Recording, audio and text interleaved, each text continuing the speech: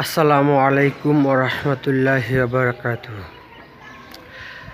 আপনারা দেখতে পাচ্ছেন চরমনাইর ১ নম্বর ময়দান ২৬, ২৭, ২৮, ২০১৯ নভেম্বরে আনুষ্ঠানিকভাবে শুরু হয়েছিল চরমনাই অগ্রহায়ণের মাহফিল।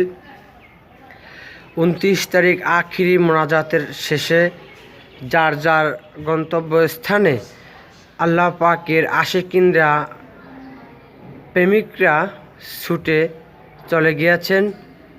সেই ক্ষেত্রে এখন ময়দান খালি অবস্থায় রয়েছে।